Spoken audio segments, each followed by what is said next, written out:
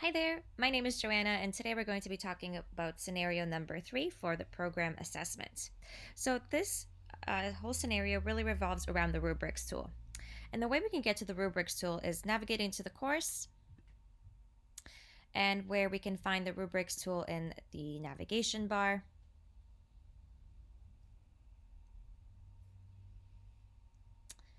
Perfect. So now that since we're in the course, I'm going to go ahead and click on course tools and click on rubrics to get to my rubrics area. Perfect. As you can see, we give you a lot of really great options in terms of the rubrics. We definitely give you the ability to have multiple rubrics available to multiple different things at multiple different levels. All right. As you can see, just from some of the examples here, we have different types of rubrics, different scoring methods, and the status is they can either be published or saved as drafts, or they can be shared again amongst different departments and courses. Okay. So we're going to go ahead and click on new rubric here.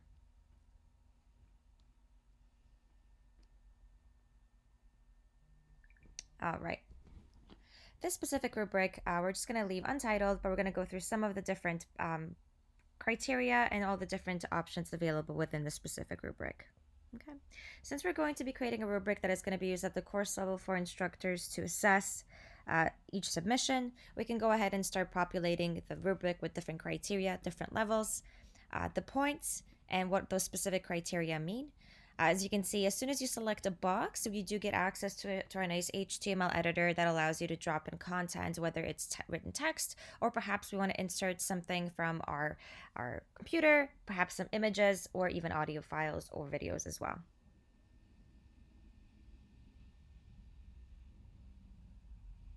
Perfect. So again, we can have a analytic rubric or we can have a holistic rubric.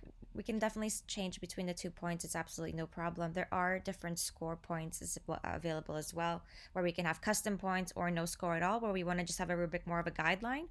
That would work well just for getting the point across our students from what they want. And we can, of course, reverse the orders. Another really great part of the rubric creation process is the initial feedback that allows us to provide a templated feedback approach for the specific criteria. So every time we have selected perhaps criteria 4 as a part of the rubric, it's going to be represented as initial feedback. It's going to be posted right away.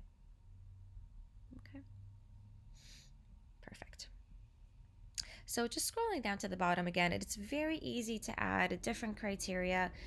Overall criteria and the overall score are at the very bottom, where everything that we have put in order, for this rubric to amount to the final overall score will be pushed to this area that we can, of course, customize as well.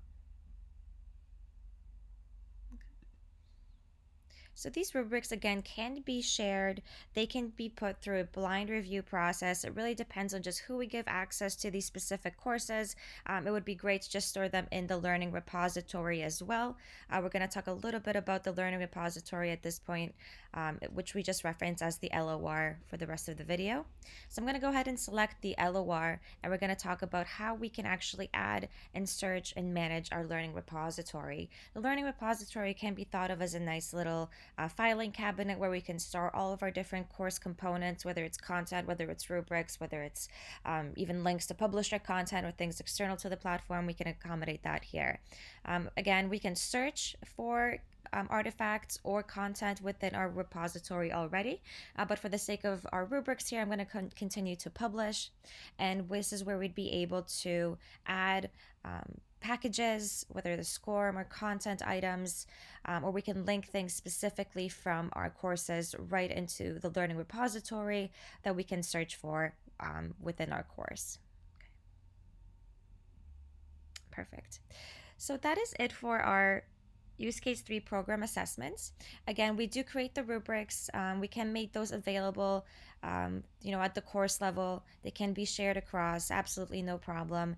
Great opportunity for a blind review process or saved again in that repository to be used for future references. Also, really key to note that anytime we're conducting some sort of evaluation, whether we're in the quick eval tool or a grades area where we are assessing students, we always have the ability to use those rubrics had we select the specific student and now we want to continue with our evaluation. The rubrics tools always going to be available for us in the evaluation and feedback area, where I can just select it and continue grading my assignment with the use of the rubric that I've had created or that has been shared with me. Perfect.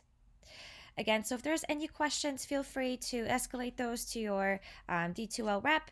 But for the time being, I'm going to say thanks. Again, any questions are more than welcome, and we will talk shortly.